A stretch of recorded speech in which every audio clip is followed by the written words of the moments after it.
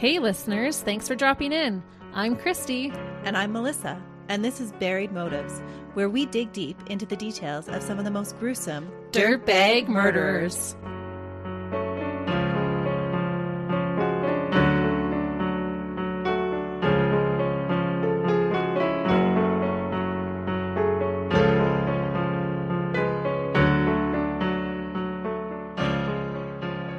Hey listeners, Welcome back to Buried Motives. we're glad you're joining us this week. And if it's your first time, welcome. Yes, we love all of our listeners, the ones that have been with us from day one, as well as the ones that are just finally finding us. Yes, we are always excited to talk true crime with everyone. And Christy has a case for us to do just that. Well, it's funny that you mention about us talking about true crime because my opening question for you today is, do you think that someone can take being a true crime fan too far? Absolutely. Because there have been times that I have honestly thought I could do that better. Sometimes we do look at the dirtbags with a scrutinizing eye and we think they are so dumb. Because when you research a lot of true crime or listen to a lot, you start to learn what works and what doesn't for the dirtbags to get away with their vile acts. Is that what you're going to tell us about today? A true crime fanatic like us turned into a dirtbag? Well, I'm not going to put her in the same category as us. But I do know that for myself, since starting this podcast with Melissa, I've had to limit the amount of true crime I focus on outside of our research. Oh, that is very true. I am still a huge fan and I love other creators' content, but I have noticed that I now make conscious efforts to include more non-true crime content in my day as well. This case is super recent. The sentence was only dished out earlier this year. The details of this crime has made many in the true crime community discuss when is too much true crime too much. When you become the dirtbag, it's too much. Exactly.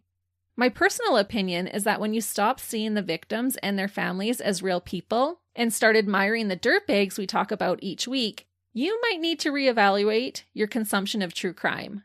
I'm not saying that horror movies or true crime podcasts and documentaries can cause you to commit murder, but there is something to say about how it may lower your inhibitions and even subconsciously see murder as an option if the circumstance presented itself. Are you saying that because you just become desensitized over time? That's actually my next little note here, is saying that we don't ever want to become desensitized. I could see that, yep. Viewing the crime from the victim's perspective or remembering that they were a person that affected other people's lives totally changes your perception on the cases that we talk about. I know visiting Taylor's memorial site from last week's case really changed how deeply I felt that case. Oh, for sure, because it brings it to life. We sometimes forget that these are real people and had real loving families. And that's something we should never do. But that's what this dirtbag did. Yeah, we're going to get into it, but she definitely goes from just being interested in true crime to kind of becoming obsessed with it and idolizing the killer, not feeling sorry for the victim. And that is definitely when it's gone too far. Yeah, but it's not a unique phenomenon. How many people do idolize killers? Right. As our girlfriend Bailey Sarian says, get better idols. Or just don't be a dirtbag. Right. I just don't think that any killer should be idolized by anyone. No, studied to understand, but never idolized. Right. But look how many women write convicted murderers love letters and get married. And it's Kathy. it's a wild thing. So true. It always is so shocking to me. We're going to have a lot to discuss about this topic. But before we get started, I do want to point out that today's dirtbag has the same last name as the dirtbag I covered previously, Vincent Groves. Is that how you found her? No. Oh. So I do want to point out that they're not related in any way. It is just a coincidence. And I actually contemplated not covering this case because it was the same name back to back. But then I realized that was kind of silly. But I had just done the two Rains brothers and I was like, can I really do two Groves in the next two episodes? But here we are, I am. Absolutely, you can. It's just a coincidence. This case takes place in the UK. Australia and the UK are home to the majority of our listeners who live outside of North America. So shout out to all of you. We appreciate you listening. And shout out to UK true crime content creators. I learned of this case after watching a YouTube documentary about it from a UK creator, Eleanor Neal. It's always fun to see how other creators are doing things. Well, and I find that when I cover a UK case, it's nice to get the perspective of someone who's from there. Today's dirtbag is a woman, and I'm going to say up front that she gives me major Joanne Dennehy vibes. I covered Joanne back in March, so if you find this case interesting, you might also want to listen to that case. This also means that today's case comes with a lot of trigger warnings. That's not a good comparison. I just thought I would mention that so then you kind of know what we're in for. Listeners, be warned. Yes. This case is about a woman named Shaye Groves. She was born and raised in Portsmouth, which is a port city in Hampshire, England. I couldn't find an exact birth date, but she would have been born in 1995 or early 1996. It was hard to find a lot of information about her family, but I was able to do a little sleuthing to find out that her father's name is Mark Groves. He is either divorced or never married Shaye's mother. I could not find any information about her. I was able to find a brother of hers online, but I'm not sure how many siblings she may have or if they are full or half siblings. The sentencing judge in Shaye's case recognized that Shaye had had a difficult time as a child. A lot of the information I found about this case was from the sentencing document after her trial by Mr. Justice Kerr. Shaye was physically abused during her younger years, and it is believed that she was also sexually abused. Did it say by her dad? No, which is kind of funny because I'm going to address that in just a second. Oh. This type of thing in a child's life, right out of the gate, can have such detrimental consequences, and it definitely does in Shaye's. Again, there was no specifics in her court documents available in Canada as to who committed this vile abuse towards her. She did seem to continue a relationship with her father, though, so to answer your question, I'm not going to jump to a common conclusion that the father did it, because that was my first reaction too. Did she maintain a relationship with her father later in life? Yeah, there were recent posts about her dad, so he was definitely a part of her life. Oh, okay. To further answer your question about her dad, as an adult on her Facebook feed, she posted a tribute to her dad a few times for Father's Day. And interestingly, she made a post asking people to help locate her dad in 2020. From what I could gather, he went missing for a few months, but was eventually located.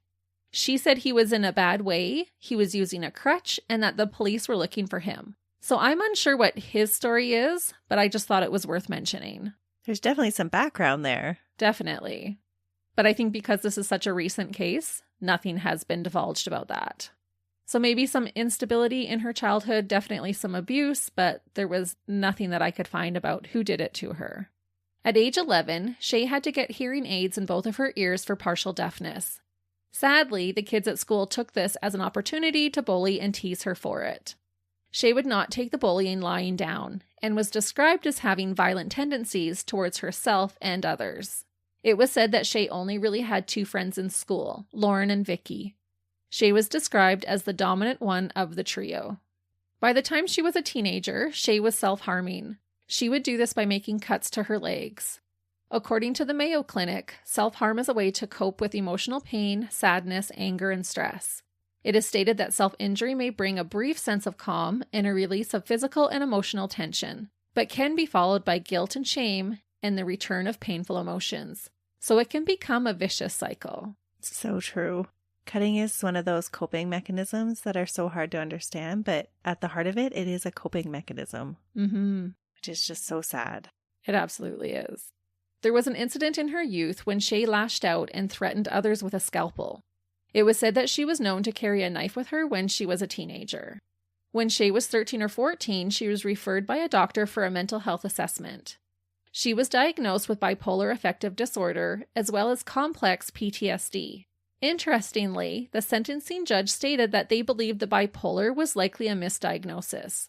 They said it could have been true, but that the detailed findings of the psychiatrist who made that diagnosis were not available. So just because the findings weren't available, they thought it was not true? Well, we'll get into it when we cover the trial, but she had been evaluated by psychologists during the trial proceedings, and they had different findings. That's not uncommon. No. I just thought it was worth mentioning. Yeah. And like I said, we'll come back to that. Shaye would later say that she was sexually abused as a child and had suffered from flashbacks and nightmares, and as a result, she self-harmed for years. I believe she was doing it right up until when she was arrested. Also, as a teenager, Shaye started to dabble in recreational drugs and alcohol. Again, another coping mechanism. Not the greatest one, but... No, but the only one she had. By her mid-teens, Shaye was described as going off the rails. She had run away from home and got into a relationship with a man who was abusive towards her. She increased her self-harm and drug and alcohol use. Despite how bleak things were for her, Shaye did have a season of sunshine. She began dating a man named Ashley Wingham. It appeared that Ashley treated her well. He was not like the other abusive dirtbags she had dated. On April 17th, 2017, when Shaye was 21, the two welcomed their baby girl into the world. Getting pregnant helped Shaye to clean up for a time. I was able to find Shaye's social media pages. I took the time to go through all of her posts. And honestly, it looked like she was a good mom, and they looked like a sweet little family. I do not doubt that she loved her daughter. There is a picture that is a little haunting to me. It is of Shaye and her daughter baking together inside the kitchen where she would later be arrested for murder. I am unsure of the details, but eventually Shaye and Ashley parted ways, I believe in 2020. He became engaged to a different woman in 2022. He has pleaded with the press to not share photos of their daughter. Many have posted photos of Shaye and their daughter together. I can imagine how heavy this all must be for him and especially their little girl, who would be 6 years old now. Because of his plea for privacy, I am not going to even share their daughter's name or give any more updates on them. I hope for nothing but the best life for this little human who is forever connected to a monster. After leaving Ashley, Shaye went to a women's refuge. So she went to a women's refuge after leaving her partner, but he wasn't abusive? No, he wasn't abusive. I think it was more going to like a shelter. I have no place to stay. She had her daughter with her. I think she had kind of like couch surfed for a bit and then ended up in this shelter type home. And so extended family she didn't feel was an option. Yeah, she must not have. If you remember, her dad had been missing for a few months. She said he was not in a good way. And I don't think her mom was in the picture. Okay. Eventually, she went to go live with one of her friends from school, Lauren White. Lauren was also a single mom to a little girl and had a house. She welcomed Shaye and her daughter into her home in Havant, Hampshire. The house was in a suburb called Lee Park. It was located near the end of Botley Drive.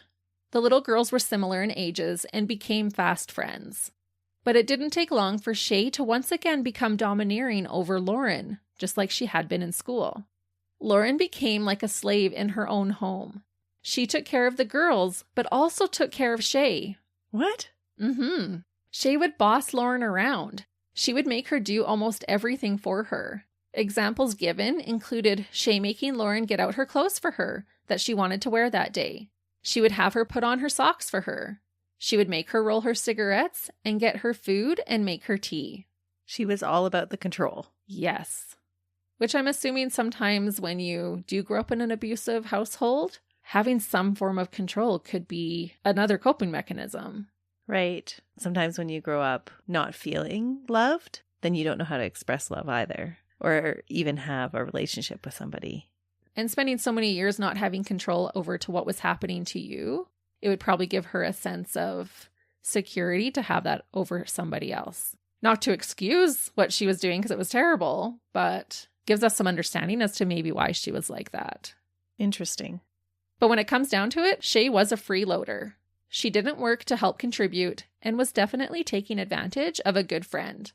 And a little side note here, I did read a report that Shaye sold cannabis, and so that could be how she had money to spend. But she wasn't contributing that money to the household. Not really. Okay. The judge stated that Shaye had emotional control over Lauren, and on 2 occasions, she had become violent towards her. One of the incidents included Shaye attacking her with nail clippers. It was said that she didn't stop until she saw all the blood.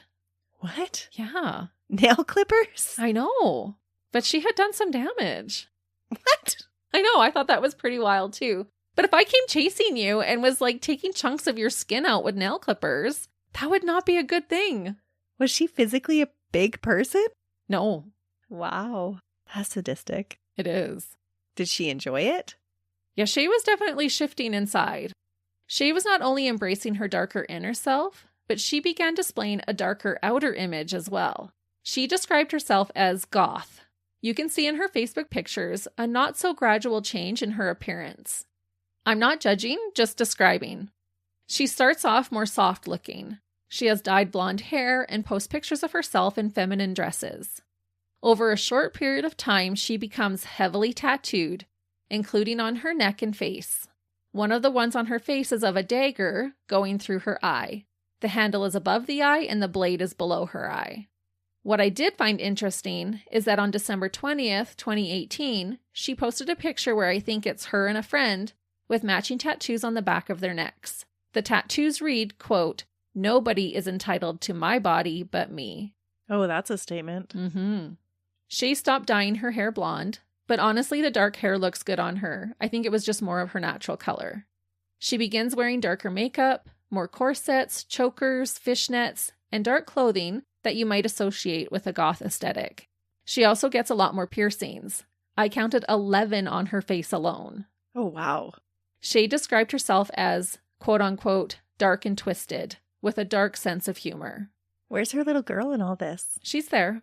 She shares custody with the girl's dad. Okay. To go along with this dark and twistedness, Shaye became super interested in serial killers, to the point of what you may call an obsession. It was said that when COVID hit and everyone was locked in their homes, she would spend most of her time watching and reading true crime. Shaye started decorating the house to reflect her dark obsession. She ordered 8 Etsy prints of famous serial killers, framed them, and made a feature wall of them in her bedroom. No way. Mm-hmm. I would never do that because it would terrify me. Yeah, that's bad juju. You don't want that in your house. Yeah. These killers included Eileen Wuornos, who we've covered, Jeffrey Dahmer, the Yorkshire Ripper, Peter Sutcliffe, Moore's murderer, Myra Hindley, the Night Stalker, Richard Ramirez, Ted Bundy, Charles Manson, and Rose West. And just a little fun fact, Shaye would later be found guilty in the same courtroom that Rose West had been convicted in back in 1995. As I mentioned, the prints were from Etsy, so they were done up all artsy with bloodstains and some with blood even dripping out of their eyes. No way. Mm-hmm. So does she want to be famous like them? Like she thinks they're famous and she wants to be famous too? Or she just literally idolizes them? I think it's more that she idolized them. I don't think she had intended to become famous. What does she idolize about them? Is it the power that she thought they wielded? It was more their craft. This fascination with serial killers began to cross the healthy threshold as Shaye began idolizing them. She admired their work and studied how they got away with murder for such long periods of time. She was not horrified by their evil ways. She became enticed and looked up to them as humans. Instead of dirtbags. Yes, because all of these pictures that she has on her wall are the worst of the worst. They're bad ones. But so instead of being like, oh, I can't believe that they killed this many people, some of them children, some of them their own children, she's like, oh, did you see that she was able to do this and this and this to evade the police? And this is what they did to hide the bodies. And they're so cool because they were able to get away with it for such a long time. Wow. Yeah. That is different. Definitely. That's definitely too far, listeners. Too far. There was a book that appeared well read by her bed at the time of the murder all about Charles Bronson, as well as many other gangster true crime books. She always had a love of horror movies. Her bedside table was in the shape of a coffin. On the shelves, she had decorative knives that had horror movie villains on them. There was Chucky from Child's Play. Oh, that kind of creeps me out. Jigsaw from Saw, and Pennywise from It on them. That one freaks me out. Shaye also started calling Lauren Chucky, a nickname after the killer doll. Some people said she was really obsessed with Chucky. To go along with the horror, Shaye began collecting weapons. She kept a flip knife in her boot and displayed a collection of daggers in her room. She kept some by her bed, just in case she needed one to defend herself. She kept a ball-bearing gun in her drawer and Viking axes in her room. And this is all happening during COVID. That's when it seemed to spur, yes. Was she getting like cabin fever or something? Like, what is going on? I don't know. This is unusual. It is. Mind you, I was thinking she didn't have a job that she was having to stay home from anyways. She was freeloading. It was a stressful time, but this seems extreme. Yes. It's almost like she's creating her identity around her obsession with these killers and everything horror. It's an unusual environment to have a child in. That's what I was thinking too. What did her little girl think when she walked into her mom's room? Because as a mom, your kids will come in and sit on your bed and hang out with you, and then look up on the wall and there's all these serial killers with like blood gushing out of them. They're terrified and they don't come in. Right. Shaye said she liked to shock people with the weapons and pictures of serial killers. She posted a picture of herself standing in front of the tribute wall. Is that what she called it? A tribute wall? No, I don't think she... Okay. Yeah. I think that's what I'm calling it. Okay. Yeah. Because it was basically a tribute wall. Mind you, I read and looked at so much stuff. Maybe she did, and that's how I got that word in my brain, but don't quote me on that. Like her own little personal wall of fame. Yeah. Ugh. Yeah, she was like posting all cutesy in front of the picture of all the serial killers. The other way Shaye liked to shock others was with her sexual preferences inside the bedroom. Shaye became heavily interested in BDSM and violent sex. Somehow that doesn't surprise me. No, it didn't me either. She began watching rape pornography and had CCTV cameras installed inside her room. What? Yeah. She had them throughout her house. Just to catch all of the action? Yep. And is this how she's going to get caught? Well, it doesn't help her case, that's for sure. Oh my goodness. We're going to come back to these CCTV cameras. Sorry. But you're telling me she studies a whole bunch of true crime and then she sets up CCTV cameras in her house. Yes. And doesn't expect to get caught? Not the smartest dirtbag. Oh, that is good. But to be honest, I don't think she was planning to get caught inside her home. I don't think she was planning to become a killer. Okay. The reason she wanted these CCTV cameras installed is she would sometimes use this footage to make men she had engaged in consensual sex with do things for her. She blackmailed them? Yes. The example I heard was that she told an ex she would post the video for his new girlfriend to see if he didn't drive her around for the day. The girl had errands to run, I guess. So just little things, but she would use it to hold over the people that she had slept with because they were into some kinky stuff. And she's like, I'll make sure your mom sees this, or I'll post this on Facebook for everyone to see if you don't give me or do what I want. I wonder if anybody called her on it. Because she's in the video too. She doesn't care. She's proud of it. Wow. And apparently it would work. Because the guy would be like, yeah, I'd rather drive you around to do your errands than have you show this to my girlfriend. For sure. Did people know that she was recording them while they were doing all this stuff? Or was it a surprise after I've recorded you? Oh, that I'm not sure. But isn't that an offense in and of itself? I'm not sure what the law is in the UK, but I would think so. So people could have reported her. Right, but then their footage would be seen. Right. So like I said, is it better to just drive her around for the day or give her $20 or to blow up your whole world? Right, but maybe that was part of her conniving then, was to not ask too much. Yeah, because at first I was like, just to run some errands, like, girl, you could have gotten so much more for that. Then she's assured that they're not going to go to the police over something so little. They'd just rather do it. Right, because then she's pushing her luck. Mm-hmm. But this way she could easily manipulate people into doing what she wanted. Like I said, Shaye also had cameras installed in other areas of the house, like in the kitchen and living room. Was she blackmailing or manipulating Lauren in this way too? Not that I'm aware of, no. Okay. It was mostly just the men that she had slept with. One night in February of 2022, Shaye went to the club with friends for a night out. A certain man caught her eye, and unfortunately for him, she caught his eye as well. This man was 25-year-old Frankie Fitzgerald. The two quickly became enamored with one another. Frankie had 2 children from a past relationship, and so he was not bothered by Shaye also having a child. However, this relationship, although passionate, would not prove to be a healthy one. It would be a very slippery slope of regression and escalation for Shaye. Shaye had stayed clean from drugs up until this point after giving birth to her daughter, and had stopped self-harming for a period of time. About a month into their relationship, on the evening of March 12th, Shaye and Frankie got into a fight over his cocaine use. He wanted her to join in on his fun and begin using drugs again. That night, Shaye once more began cutting into her legs, and soon after, she began also using drugs.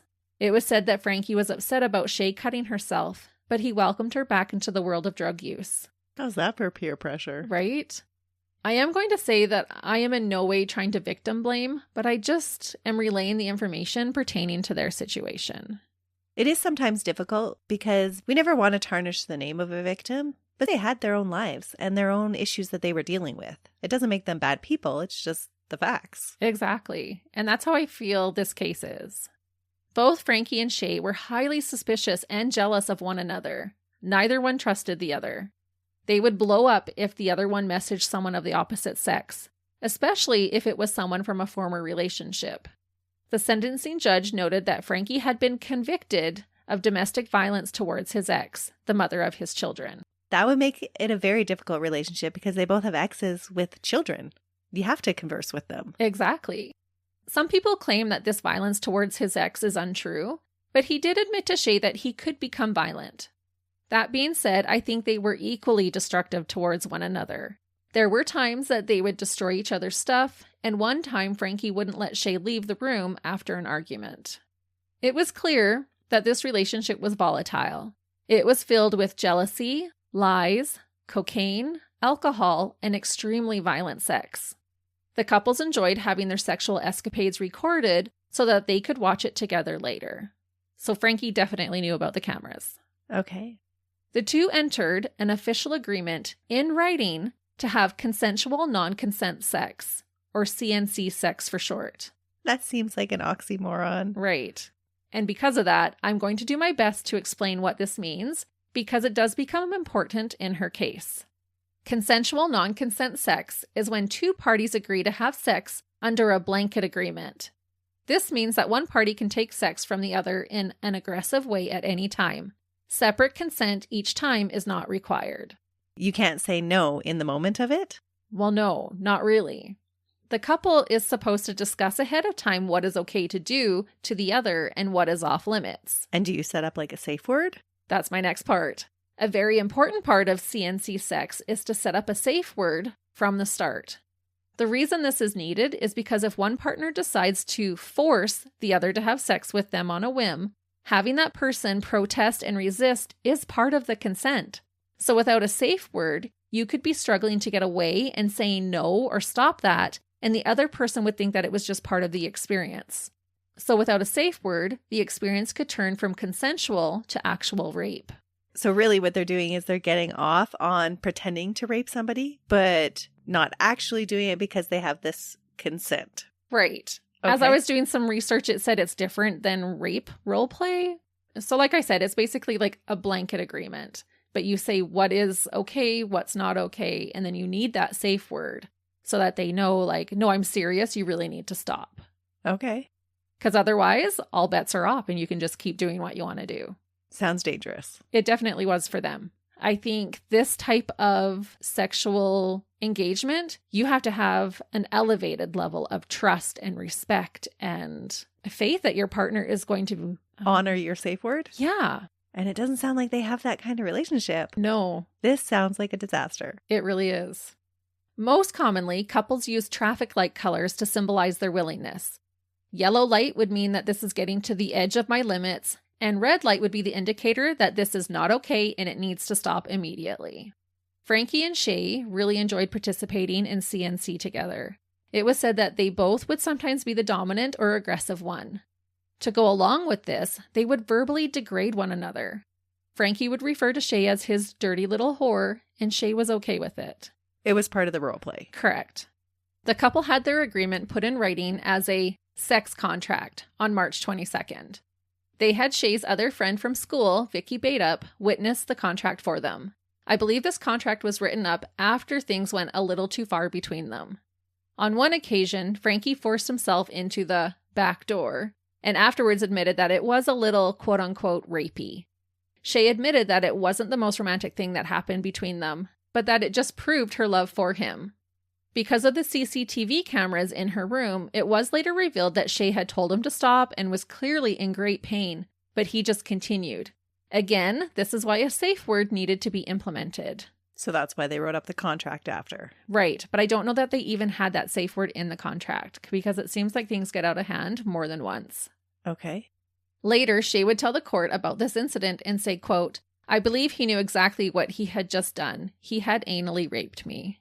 I am surprised that she's even consenting to all of this because I'm having a hard time understanding how it could not be a trigger for her from her past. No, it was said that she quite enjoyed this type of sex. Very interesting. Mm-hmm.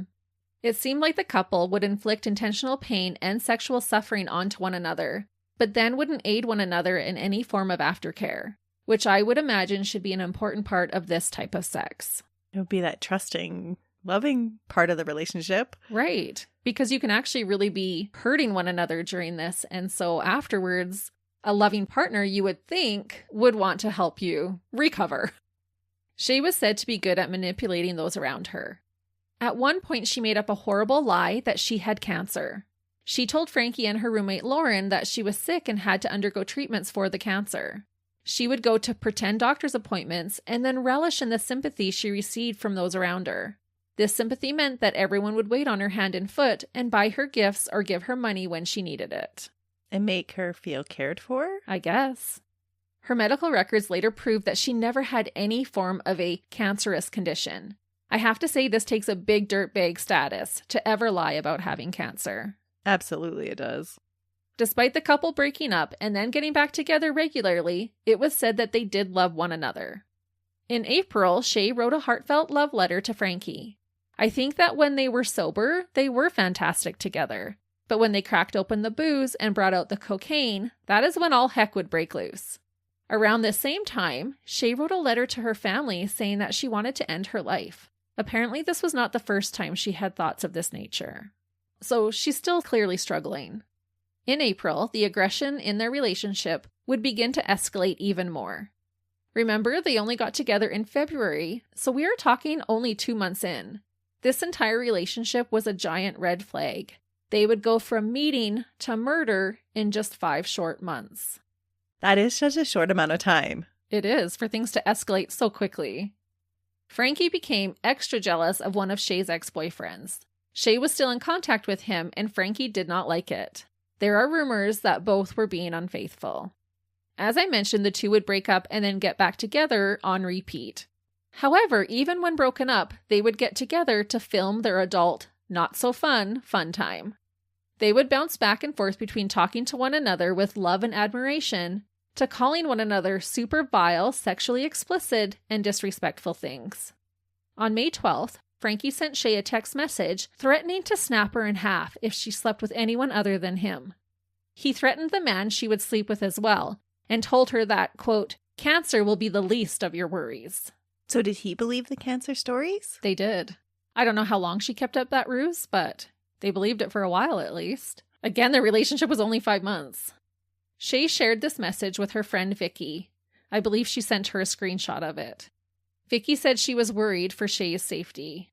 Frankie also expressed concerns over his own safety. The same day that he threatened her, they had sex on camera, and the video shows him confronting Shaye about why she keeps a dagger under her pillow. He asked her if she was planning to stab him in the throat with it. She told him that she just kept it there for protection.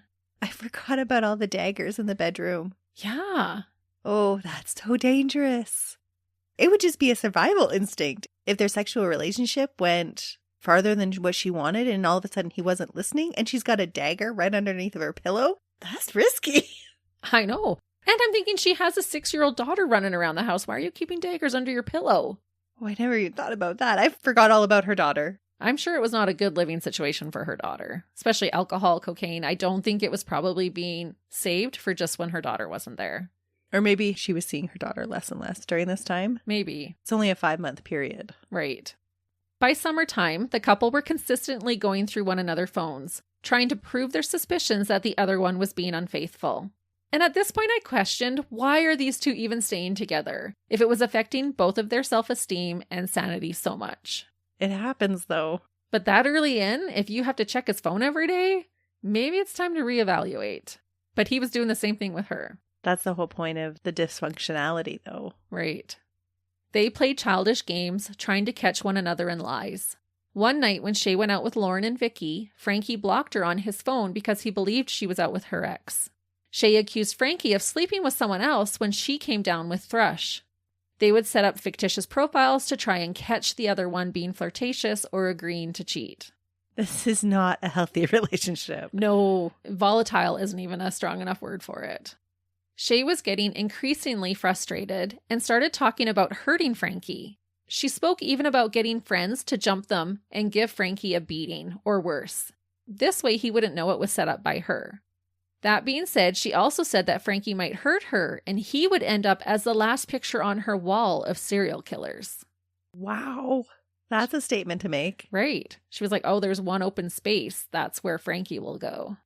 On June 11th, Shaye was so convinced that Frankie was sleeping with his baby mama that she got drunk, collected up his clothes, and drove over to his ex's house and dumped his stuff all over her front lawn. And were they? That I'm not 100% sure. Okay. It was just said that it's very probable that they both were cheating on each other. Soon after this incident, Shaye did begin a sexual affair with her ex-boyfriend. She probably felt justified. Right. If you're sleeping with your ex, I'm going to sleep with mine. And this is not her daughter's father. It was a different man. She discovered that she got a thrill out of juggling both men. She would have sex with one and then go have sex with the other on the same day. Oh, that just sounds so dirty. Right. She'd basically go from one bed to the next. She would also make it so that they would almost run into one another, having one leave right before the other one got there. During the beginning of July, there were 3 close calls when the 2 lovers of Shaye's almost met up. She's definitely a thrill seeker. She is. Shaye had a group chat with Lauren and Vicky, and they would discuss these close encounters there. In this chat, Lauren said that they were, quote, all dead girls walking if the 2 men met up and discovered what was happening. Frankie became more depressed, and so Shaye agreed to take down the video cameras in the bedroom. The prosecution would later say that this proved premeditation, but the sentencing judge didn't think that was the case. Frankie was worried that Shaye would follow through with her threats of posting their videos to make him look like a rapist and essentially would ruin his life. Little did he know that she would instead take his life completely. Didn't she already have a whole bunch of videos of him doing these things to her? Yeah, they did. And she was using those videos to threaten him when they would get into a fight. So he was getting depressed and just like, I need you to take away the cameras. Like, I can't handle this being a continual threat over my head. To me, taking down the cameras doesn't mean that that threat goes away because she still has previous video. Exactly. But it's just preventing more from being collected. He's feeling more and more uncomfortable with the situation, it sounds like. Yes. And I do think it was a smart angle for the prosecution to say, oh, that proves premeditation, because normally I would be like, yeah, it probably did. But I just don't think that it did in this case. But maybe it was both. I have to hear the rest of the case before I decide. Well, we're going to get into the nitty-gritty right away here. On July 14th, 3 days before the murder, Shaye and Frankie had an explosive fight. The next day, Shaye's conversation with Vicky and Lauren was recorded in the kitchen because she had left the kitchen and living room cameras up. Her putting those CCTV cameras up is going to provide the prosecution with more evidence. Oh, it totally does. And that's how we know about this conversation. In this conversation, Shaye told her friends that the 2 of them had been drinking, and Frankie went through her phone. Shaye retaliated by talking about the size of his and her ex's manhood. Frankie retaliated by calling out his ex's name while she performed oral sex on him later that evening. No, he didn't. He did. Shaye also said that Frankie had a temper tantrum and punched her wall and bookcase. Just to get back at her. Yeah. So this is setting the stage then that she's going to be ticked right off at him. Right. The whole few days leading up to the murder are not good ones. The day after this fight, Frankie didn't go to work. He was working as a plumber at the time, but he was clearly still upset. He took off for an entire day. Vicky expressed to Shaye that she was concerned for her safety, but Shaye assured her that she had said to Frankie, quote, I'd effing put that knife in you, and I know that I would. She then basically said that she was willing to do a quote-unquote long stretch in prison. So she had confronted Frankie and was like, yeah, I'll F you up if you try to do anything. So that shows that she is having these thoughts beforehand. How could she not? How could either of them not have these thoughts?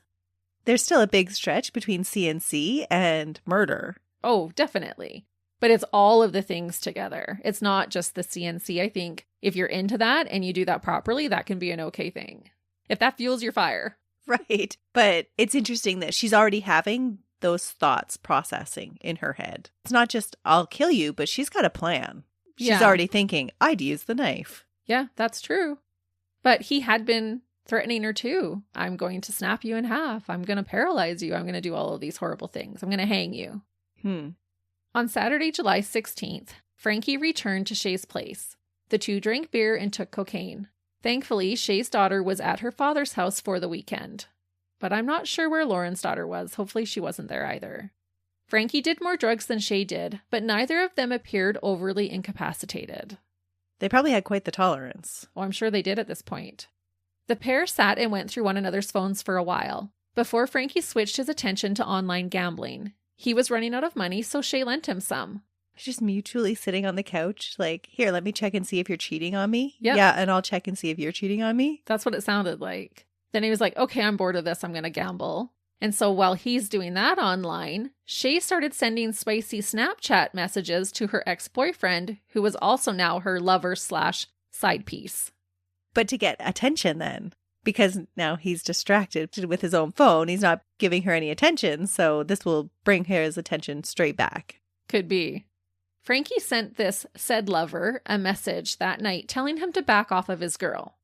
At 1:20 in the morning, now July 17th, Frankie found the Snapchat messages between Shaye and this man. As you'd expect, a fight began to brew. Lauren was at the house at the time and was becoming worried, so she messaged their mutual friend Vicky saying that she was worried that things could turn dangerous. Eventually, Frankie went to bed, but Shaye was not finished looking through Frankie's phone. I'm wondering if because he just found incriminating evidence against her, she wanted to find something against him to throw back in his face. What happens next is the reason Shaye later says she killed Frankie. At 3:12 in the morning, Shaye came across and screenshotted a conversation that Frankie had with a girl on Facebook Messenger. While she read through this conversation, the girl admitted to Frankie that she was only 13 years old. No way. Shaye became enraged. I assume memories of her own childhood and sexual abuse came flying back. So this is what triggered her. What makes what is about to happen even more horrible than it is the fact that if Shaye had looked a little further, she would have discovered that Frankie blocked this girl right after she said she was only 13.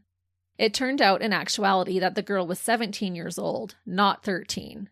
Regardless, Shaye now felt like her boyfriend was a pedophile. Oh, man. So he didn't cross a line. He was not a pedophile. He blocked the girl immediately, but Shaye just saw that part and saw red. So she just assumed that he was a dirtbag. Yeah. Shaye went up the stairs towards her bedroom. When she opened the door, she saw Frankie asleep in her bed. Shaye grabbed her Celtic dagger and plunged it into Frankie's throat as he slept. Just like he said? Yes. That was total foreshadowing. Oh. The pathologist who later examined Frankie's body said that this stabbing took considerable force. Shaye meant business. To quote the sentencing report about this initial stab wound, it reads, quote, "The back of his throat was opened internally.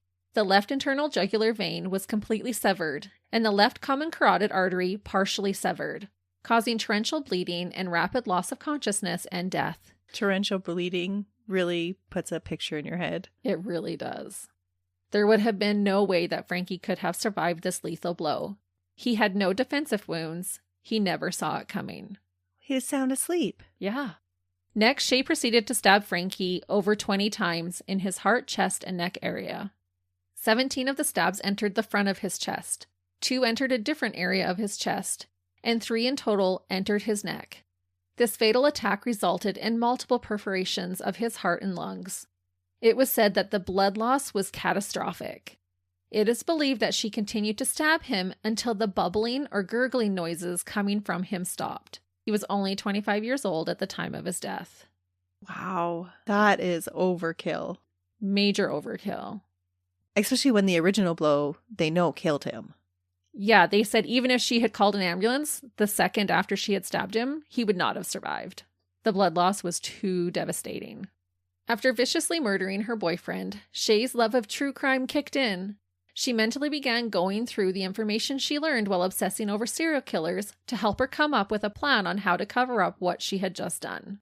The first thing she needed to do was establish an alibi. To do this, she immediately sent 2 different text messages to Vicky saying that Frankie stormed out of the house and basically it was over. She also made a phone call to a man to try and make it seem like they were hooking up, so that she could say she called him and then they were together for a booty call. But this guy could deny that. It doesn't even need to get that far. Oh.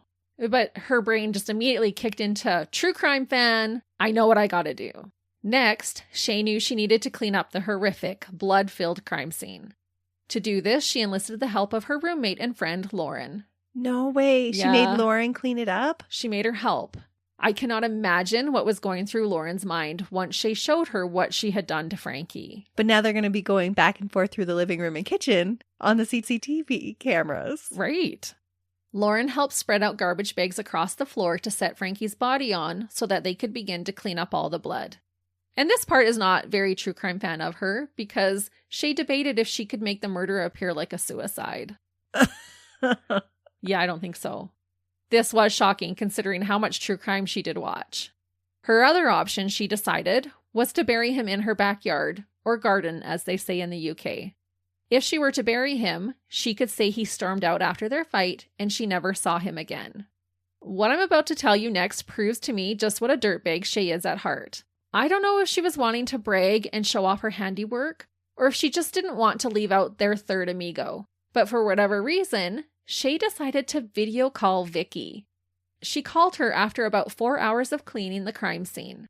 26-year-old Shaye exclaimed to Vicky, quote, "I've done him," meaning I've killed him. Shaye then proceeds to excitedly show Vicky around the crime scene. Shaye told her that she stabbed Frankie in the neck when he was sleeping. Vicky said Shaye was giggling about what she had done and went back into the room 3 times to show Vicky Frankie's body. At first, Vicky didn't believe it, but later said when Shaye pointed the camera close towards Frankie's face, she could clearly see just how deep the gash was in his neck and knew that her friend had just become a killer. During this video call, Lauren exclaimed that she thought she might crack. To this, Shaye warned her that she was now an accomplice. I think Lauren had to be terrified. What sane person wouldn't be? And just a little quick update right now about Lauren. She was originally arrested with Shaye, but her charges were later dropped. Shaye would admit that her friend had nothing to do with what happened. She wasn't convicted of being an accomplice after the fact? No, because I think she was just fearful of her own life. It was under duress. I believe so. Because remember, she's even putting on this woman's socks for her. She's so under her manipulative spell. Right. And her daughter's in the same household with her. Yeah. And if she just did this to the man she supposedly loves, what is she going to do to you if she thinks you're going to tell and not be part of the team? Right. Thankfully, Vicky did not mess around, and as soon as she was off the phone with Shaye, she promptly called 999 to report what she had just seen. Good for her. Yes. You can watch a short video clip of when police knock on Shaye's door earlier that morning. Because of the cameras. You can see their reaction? No, the police actually have like a the body cam on. Okay. Yeah. So when the doors opened, Shaye is on the phone, dressed in a fluffy pink bathrobe and smoking a cigarette. Police later remarked that as soon as she opened the door, they could smell a strong odor of bleach. As an officer, if you got called to a potential homicide, wouldn't the smell of bleach be an immediate oh crap moment? Yes. The officer asks her what is going on, and she says, quote, "With what?" acting like she has no idea what he's talking about. The officer confirms with her that she is in fact Shaye. He then gets right to the point and says that they received some kind of strange, interesting call about someone getting their throat slit. And she's like, okay. He asks her what is going on here, and she makes a comment about her dogs. You can hear them barking in the background. She was acting oblivious about what he was talking about. And is it believable on the video? She's definitely acting confused. Huh. To me, it wasn't blatantly obvious that she had just killed a man. Like, she didn't look like she had. She's on the phone. She's casually smoking a cigarette. She's got this pink fluffy robe on. You would expect her to be a little bit more frazzled. Right. However, dead bodies on your bedroom floor don't lie. Police had arrived long before Shaye had time to bury her victim. The video then edits to them standing in her kitchen and the officer explaining the terms of her arrest with her. While this is happening, she continues to puff on her cigarette and nervously nods her head. The officer in this video, I don't know his name, but he sounded so calm and was treating Shaye in a kind way. He honestly deserves an award. It would be hard to remain calm when there's a dead body in the next room. Yeah, and imagine what that crime scene looked like. And the person responsible is standing right in front of you. Right. And at this point in the video, you can tell she looks nervous. Hmm. Perhaps part of the reason that she didn't get around to burying the body was because Shaye had been busy editing CCTV footage from her bedroom. Because she engaged in BDSM and CNC sex with Frankie, she was able to edit some of the footage to make it look like he outright raped her. She had decided that if she did get caught, she was going to claim that Frankie was abusing her, and she killed him out of self-defense. And I believe she had sent this edited video to Vicky as her quote-unquote proof. That morning, after the fact, she sent the video. Right. I think right after she had done it, when she was like, oh, he left, we got into a fight. And then after, when she had time to do the editing, she sent it to Vicky. But are they able to tell that it's an edit? They are, because the court would later access the CCTV footage. They could get the whole video and were able to determine that the sex in the video had been edited to appear as rape. The footage was definitely displaying violent or rough sex, but it was determined to be consensual. Wow. At first, Shaye answered any interrogation questions with no comment. But by the third interview, she decided to start talking. It was all hogwash, but she was talking. But now they can catch her in lies. Right. If she's talking, they can catch her in a lie. Exactly. Shaye created a story about what happened in the wee hours of July 17th. She said that the two of them had consumed alcohol and cocaine, and that part was true. She said that when she found the messages with the supposed 13-year-old girl on Frankie's phone, she lost it. She said, quote, I was straightway angry, upset, and confused. It tipped me over the edge. Which also, that part is probably true. Shaye continued to say that because she was so angry, she threatened Frankie that she was going to post one of the videos of him raping her online so everyone could see what he truly was. But Frankie was asleep when she found these messages. But not in her story, he's not. She continued to lie and said that she could see something change in his eyes and said he was now filled with rage. Shaye then claimed that Frankie, quote, grabbed me by the throat and pinned me to the bed on the headboard. I couldn't breathe, even cough or scream. My eyes were streaming and going blurry. I genuinely feared for my life. I reached out to grab an object off the bookcase and I hit him in the throat. She said she thought she had grabbed a money box from the bookcase, but it turned out to be her dagger. That's a big difference. Yeah. All I have to say is, how could that even remotely feel the same? And I am sorry, but hitting someone with an object and shoving a dagger into someone's flesh are two totally different things. She said that after accidentally stabbing him, he stood up and then slid down the wall really slowly. Which they're going to be able to disprove because of the blood stains. Yeah, there would not be slide marks. There probably was blood on the wall, but not in the pattern that would happen if he was sliding down it. How is she claiming she's a true crime fan if she doesn't know these things? I know. She's obviously not thinking straight as she's making up these stories and these lies, because they're pretty easily going to be disproven. Right. About the realization of what she did, Shaye said, quote, when he stopped moving, there was a bubbling and a weird noise coming out of his neck. I realized what I'd done. I'd killed him. I tried to stop the bubbling. I stabbed him in the heart to try and stop the heart, stop the bubbling, making it sound like she was putting him out of the pain he was in. She even had said she had tried to put her hand over it to just stop that gurgling noise, and I hope that noise haunts her. Oh, it probably does. But I can see why you were saying that this doesn't sound like premeditated. Like, I think she would have come up with a better explanation and a better plan for afterward had it been premeditated. Oh, 100% I agree. Yeah. She was flying by the seat of her pants. She was like, okay, what did I learn from all these serial killers? What should I be doing? Okay, alibi. Okay, now we got to clean up and then we'll take care of the body. Yeah. She just wasn't going through it in a way, thankfully, that she could get away with it. When police suggested that she stabbed him while he slept, she asked, why wasn't the bed covered in blood then? They responded that his body was wrapped in the duvet on the floor, which was saturated in blood. She's not thinking straight at all. She would keep up her self-defense when her trial started. It was held at Winchester Crown Court and lasted 5 weeks. In response to her self-defense claim, the prosecuting attorney stated, quote, if the killing was self-defense, why go about setting such an elaborate false alibi for yourself? Why didn't she call the police immediately? Why did she clean up the crime scene? Why did she move the body? He answers this question himself. He said, quote, it was a cunning ploy. Nothing was affecting her mind at the time. The defense referred to some of the threatening texts that Frankie had sent to Shaye to try and convince jury members of the abuse allegation. These included the threats of snapping her in half, of paralyzing her, or hanging her. He had also said to her, quote, "You're mine and mine only." This sounds rightfully shocking, but I do know that a lot of their texts became distasteful as part of their CNC sex agreement. Some of those texts were pretty graphic, so I'm unsure if he was embracing the fantasy or if he really wanted to threaten and hurt her. Shaye told the court that the reason she had a dagger in her room was for pagan religious rituals. But the judge did not buy this. There was zero evidence to support this claim. And it's not the only one she has. No, she had a collection. Shaye was examined by a court-appointed psychiatrist and was said to suffer from emotionally unstable personality disorder. This was believed to cause her to act on impulses without much forethought. However, this did not make her free from the responsibility of her actions. It might have suggested, though, that Frankie's murder was committed on an impulse decision and was not fully premeditated. The judge did say that Frankie was far from blameless in the relationship as well, but he said that they were both equally a danger to one another. I might argue with that because she's alive and he isn't. That's a good point.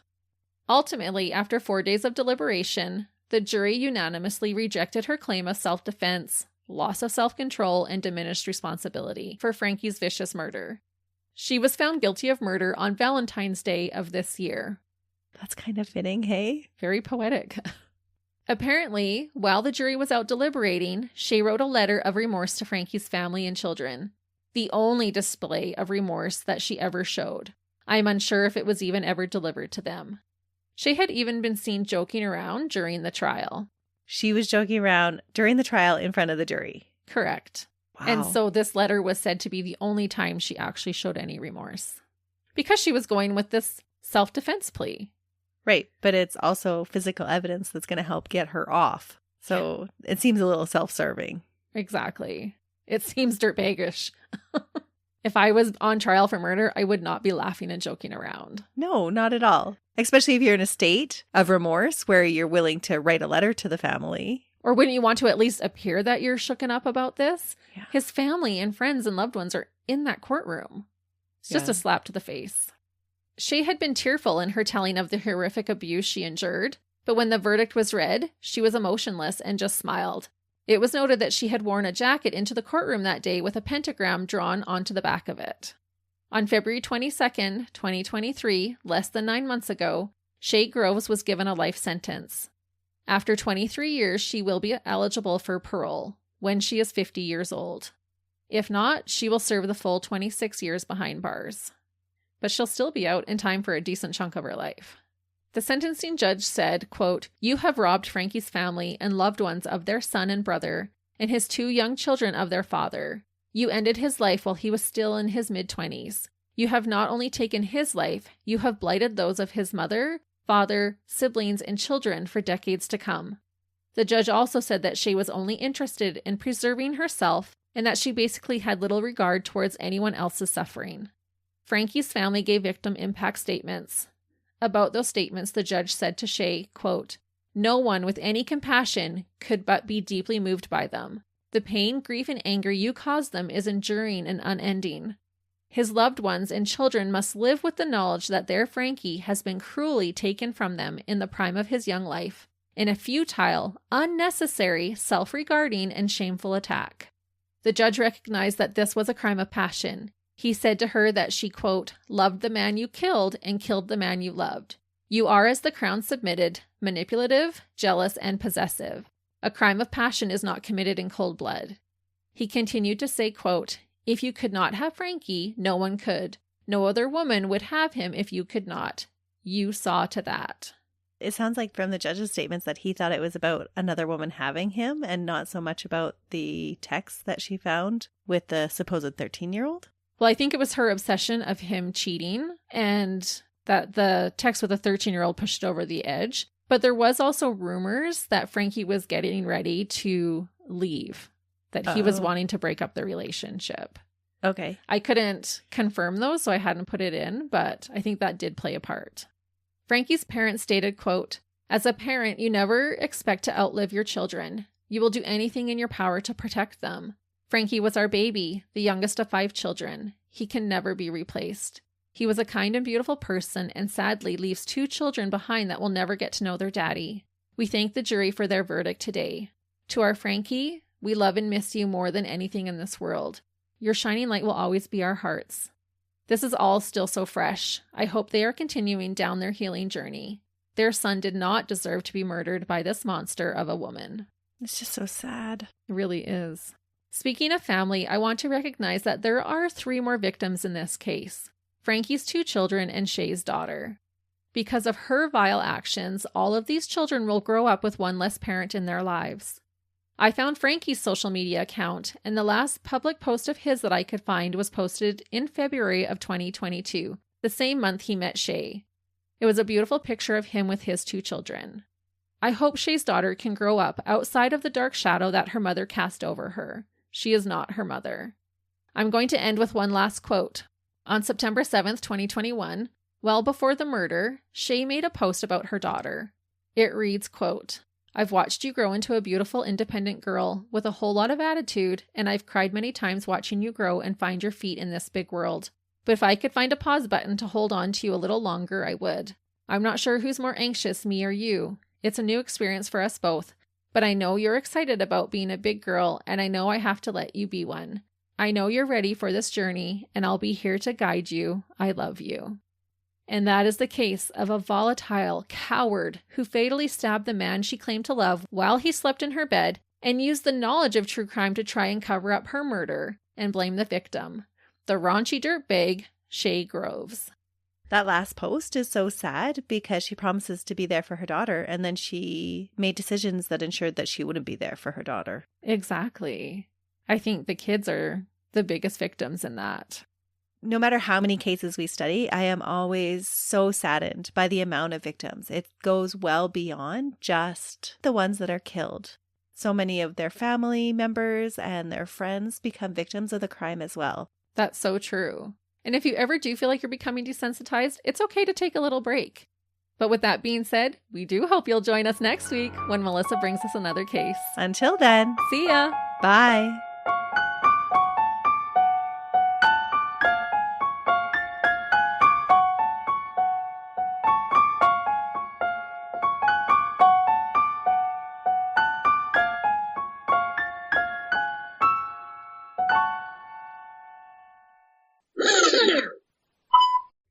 Testing. Maybe this will work a little bit better. Christy needs to be just a little bit louder than I am. But I am in person, so I don't know why when we record I'm not. Hey, listeners. Is it my turn? Yeah, just my mic was moving. Oh, okay. You like, looked at me. Moving? I didn't even touch it. It just started moving. It's the ghost, Christy. It's the ghosties. We're always excited to talk true.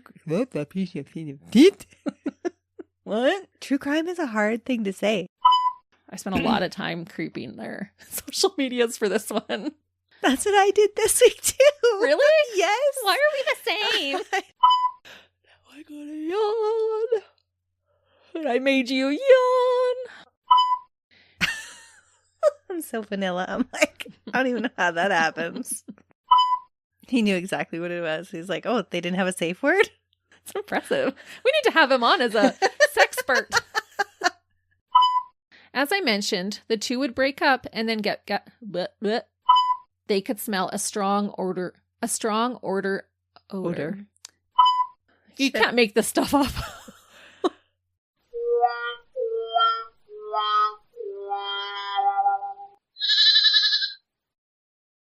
Another Sound Off Media Company podcast.